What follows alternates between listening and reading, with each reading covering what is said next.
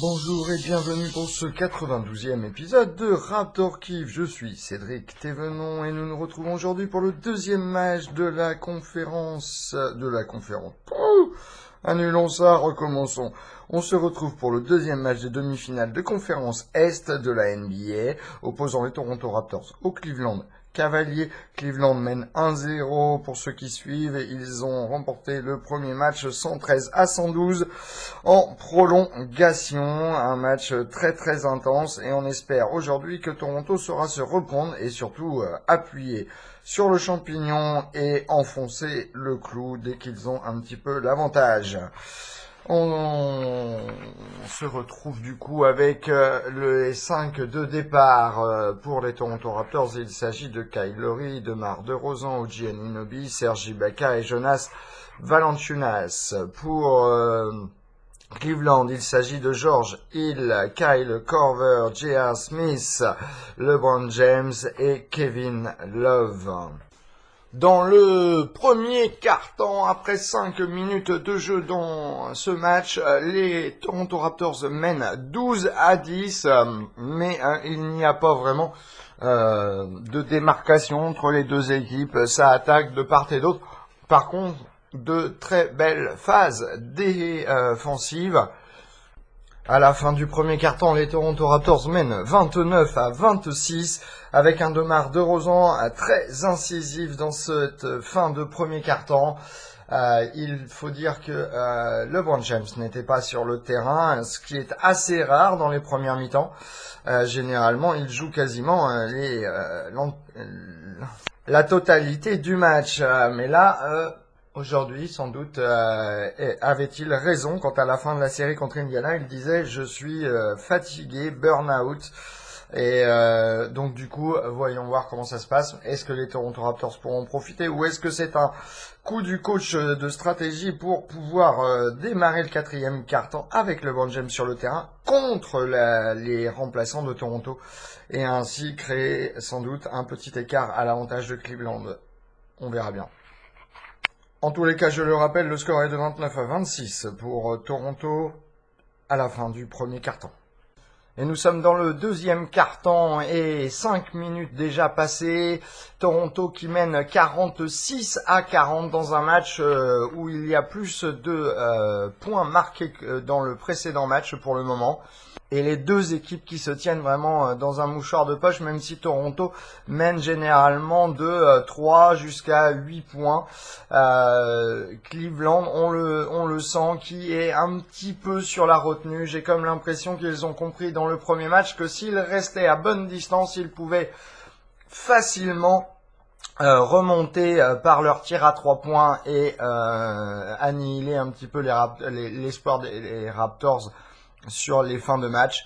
J'ai comme cette impression, puisqu'on a vraiment le sentiment qu'ils ne sont pas à fond. Et en tout cas que LeBron James n'est pas à fond, puisque pour l'instant il n'est pas encore rentré en attaque mode.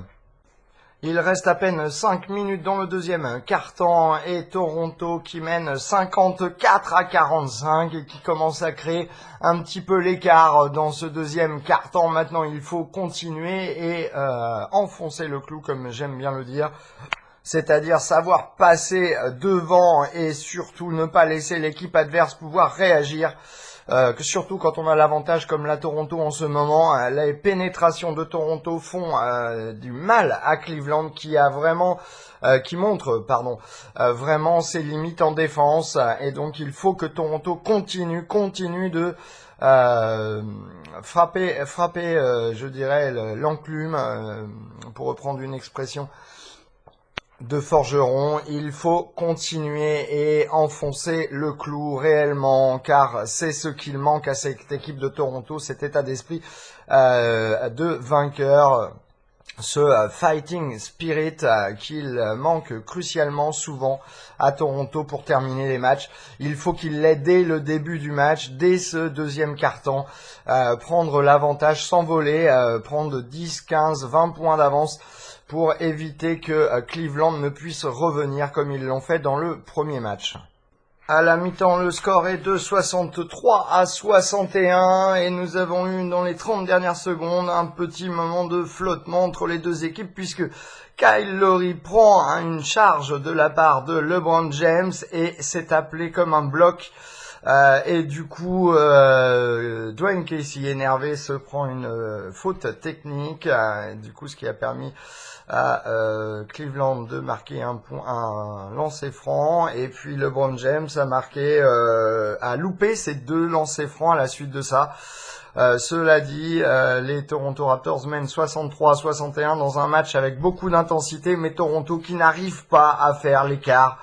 Malgré le fait que James ne soit pas dominant dans ce match pour le moment, il est plutôt très bien contenu à la fois par OG Anunoby, Pascal Siakam et là par CJ Miles.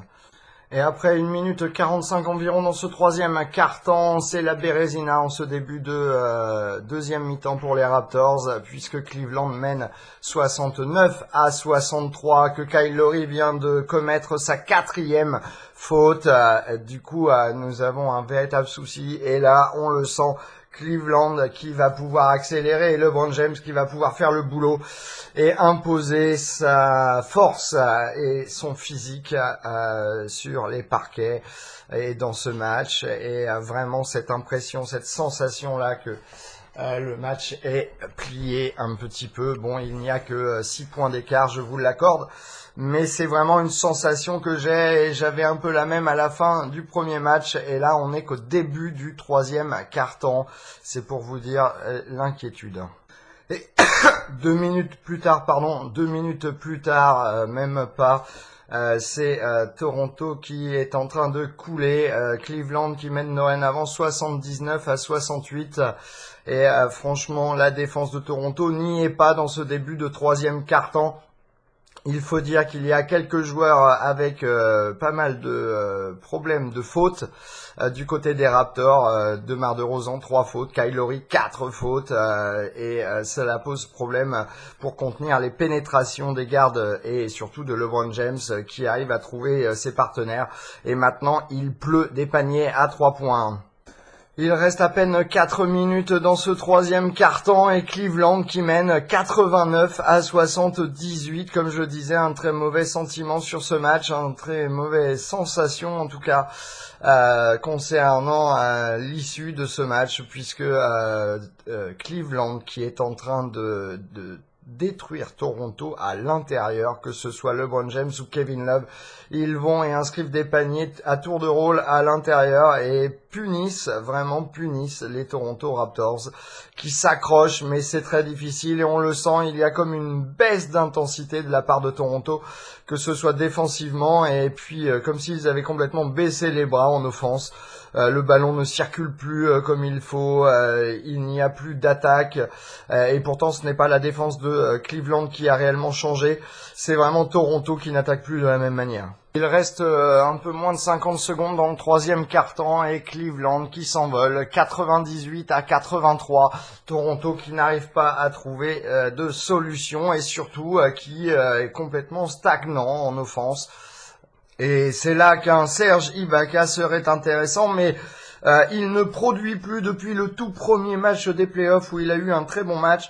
Depuis, c'est fini. Il est complètement fantôme, absent dans le système offensif de Toronto. Il faut dire qu'il manque la plupart de ses tirs.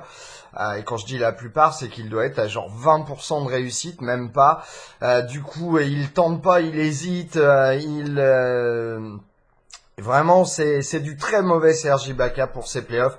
Et cela ne sert pas du tout les intérêts de Toronto, qui n'a personne du coup pour contrer LeBron James, OG Anunoby qui a pris un peu trop de fautes, Pascal Siakam pareil, puisqu'à force de garder LeBron est en train de punir tout le monde. Et même CJ Miles qui essaye, c'est lui en ce moment qui garde LeBron et qui n'y arrive pas.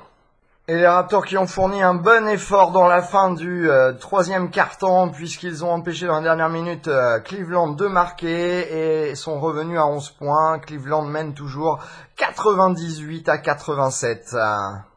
Et c'est la Bérésina dans ce début de quatrième quart-temps. Après 2 minutes et 13 secondes jouées, Cleveland qui mène dorénavant 105-87. Et ça sent les oignons cuits. Comme je disais dès le début du troisième quart-temps, on voyait Cleveland avait complètement pris l'ascendant et Toronto avait été incapable de répondre. Et on le voit puisque Toronto, depuis le début de la deuxième mi-temps, n'a marqué que 24 points, ce qui est vraiment pas assez pour pouvoir contenir une équipe offensive comme Cleveland, et qui pourtant n'a pas mis en place une défense différente. C'est juste Toronto qui a arrêté de jouer leur propre basket. C'est vraiment Toronto qui a les clés en main pour remporter cette série et qui ne le fait pas. Bon, il faut dire que c'est un LeBron James en très grande forme qui a décidé de conclure cette série le plus rapidement possible et qui là ce soir fait un boulot, il joue son bulldozer, il y va à fond et puis maintenant il peut tenter tout ce qu'il veut puisque la plupart des joueurs en face de lui, contre lui, ont trop de fautes. Donc bon, pour le moment, c'est vraiment Cleveland qui domine complètement ce match et Toronto qui ne peut et ne sait pas répondre. Et après un peu moins de 5 minutes de jouer dans ce quatrième quart-temps, les Raptors qui essayent de revenir, qui étaient menés de 18 points par Cleveland et dorénavant le score est de 109-96 et Toronto qui est en train de mettre un coup de pression à Cleveland honnêtement en défense et DeRozan qui est en train de faire le boulot en offense, il y va tout seul. Mais il y va avec pertinence et puis surtout il est incisif quand il attaque, ce qui permet de marquer des paniers ou tout du moins d'ouvrir le rebond offensif à Jonas Valanciunas pour qu'il inscrive des points. Et pour le moment, c'est effectivement DeMar DeRozan et Jonas Valanciunas qui font le boulot pour Toronto, en tout cas en offense. En défense, c'est un système complet qu'il faut mettre en place et OG Anunoby qui est re-rentré sur le terrain et qui finalement pose des soucis à LeBron James puisqu'il a manqué 2 tirs d'affilée avec la défense d'OG et qui semble mieux défendre que Pascal Siakam, CJ Miles ou Serge Ibaka, en tout cas sur LeBron James en 1 contre 1. Il reste 3 minutes 30 dans le quatrième quart-temps et Cleveland mène 121-101 dans un match qui est plié, il faut le dire, mais comme je l'avais dit dès le début du troisième quart-temps, c'était fini. On a vu à quel point LeBron James avait décidé que c'était fini et Toronto a été incapable de le contenir et il faut dire, il fait ce qu'il veut, il a marqué déjà plus de 40 points dans ce match. Il inscrit tout ce qu'il tente ou presque, c'est vraiment impressionnant et il n'est pas le meilleur joueur de la planète pour rien. Mais là, il fait mal aux Raptors et très mal aux Toronto Raptors qui, je pense, auront beaucoup de mal à se relever du fait qu'ils ont perdu leurs 2 matchs à domicile. Il reste 2 minutes 30 encore dans ce match et Cleveland qui mène 123-105. Je me demande même pourquoi le coach de Cleveland appelle autant de temps mort en cette fin de match. Et le match se termine sur la victoire de Cleveland par 128-110. Et effectivement, quelle déception pour les Raptors qui ont bataillé toute la saison pour terminer premier et avoir l'avantage du terrain, quelle que soit la série, et ils n'ont pas su en profiter encore une fois. Comme je le disais, le killer, l'instinct de tuer, en fait, n'est pas présent chez les Raptors. C'est vraiment ce qui leur manque, en fait, cet instinct de tuer, cet instinct qui est dominant chez un joueur comme LeBron James et qui, pour les Raptors, c'est pas qu'elle n'existe pas, c'est que ils ne sont pas assez incisifs. Bref. On pourrait en parler des heures, ça ne sert pas à grand chose et ils ont très bien bataillé dans le premier match et là dans le deuxième match, dès le début de la troisième mi-temps, on a vu qu'ils avaient limite abandonné. Et quand même, c'est vraiment dommage parce que avec cette mentalité, on ne peut pas faire grand chose et surtout notre saison et tout ce qu'on a fait avant est jeté à la poubelle tellement cela ne sert à rien dorénavant si il n'y a pas la mentalité d'aller jusqu'au bout. Passons tout de suite à la feuille de match. OG Anunoby qui a démarré au poste 3, a joué 23 minutes, 5 points, une passe décisive, un ballon volé, 2 sur 5 au tir, dont 1 sur 3 à 3 points, aucun lancer franc, aucun rebond offensif, un turnover, 3 fautes commises. Il termine avec moins 10. Serge Ibaka qui a joué seulement 12 minutes dans ce match, 2 points, 8 rebonds, une passe décisive, 0 sur 5 au tir, dont 0 sur 1 à 3 points, 2 lancers francs qu'il a marqué, 3 rebonds offensifs, un turnover, aucune faute commise, moins 10. Jonas Valanciunas qui a joué 26 minutes a marqué 16 points, 12 rebonds, 2 passes décisives, 1 contre, 9 sur 11 au tir, 0 sur 1 à 3 points, aucun lancer franc, 2 rebonds offensifs, un turnover, 2 fautes commises, il termine avec moins 11. DeMar DeRozan qui a joué 35 minutes, 24 points, 3 passes décisives, aucun rebond. 11 sur 23 au tir, 0 sur 5 à 3 points, 2 sur 2 au lancer franc, aucun rebond offensif, un turnover, 5 fautes commises, moins 22. Kyle Lowry qui a joué 33 minutes, 21 points, 4 rebonds, 8 passes décisives, 7 sur 10 au tir, dont 3 sur 6 à 3 points, 4 sur 5 au lancer franc, aucun rebond offensif, 4 turnovers, 5 fautes commises, il termine avec moins 18. CJ Miles, venu du banc, 20 minutes jouées, 8 points, aucun rebond, une passe décisive, 1 contre, 3 sur 5 au tir, dont 2 sur 2 à 3 points. Aucun lancer franc, aucun rebond offensif, aucun turnover, 3 fautes commises, il termine avec moins 12. Pascal Siakam a joué 18 minutes, 2 points, 6 rebonds, 1 sur 1 au tir, aucun 3 points, aucun lancer franc, aucun rebond offensif, un turnover, 4 fautes commises, il termine avec moins 1. Jakob Poeltl qui a joué 14 minutes, 8 points, 2 rebonds, une passe décisive, un ballon volé, 3 sur 3 au tir, aucun 3 points, 2 sur 2 au lancer franc, aucun rebond offensif, aucun turnover, une faute commise, il termine avec moins 7. Delon White a joué 23 minutes, 5 points, 4 rebonds, 4 passes décisives, 2 sur 4 au tir, dont 1 sur 2 à 3 points, aucun lancer franc, aucun rebond offensif, 2 turnovers, une faute commise, il termine avec moins 5. Fred VanVleet a joué 23 minutes, 14 points, aucun rebond, 4 passes décisives, 5 sur 10 au tir, dont 4 sur 7 à 3 points, aucun lancer franc, aucun rebond offensif, aucun turnover, aucune faute commise. Il termine avec plus 2, ce qui doit être le seul joueur positif, je crois bien. Norman Powell a joué 3 minutes, 2 points, il a joué 3 minutes, 2 points, 1 rebond. 1 sur 2 au tir, dont 1 à 3 points ratés, aucun lancer franc, pas de rebond offensif, pas de turnover, pas de faute commise. Il termine avec plus 4, finalement. Lorenzo Brown a joué 2 minutes, 3 points, une passe décisive, 1 sur 2 au tir, et c'était des tentatives à 3 points, aucun lancer franc, aucun rebond offensif, aucun turnover, aucune faute commise, il termine à 0. Lucas Noriega, 2 minutes jouées, et il n'a inscrit aucune stat, il termine à 0. Voilà pour les joueurs de Toronto. Au général, les Toronto Raptors ont marqué 110 points, 35 rebonds seulement, 28 passes décisives, 2 ballons volés, 2 contre, 44 sur 91 au tir, ce qui leur donne tout de même 54% de réussite, 12 sur 30.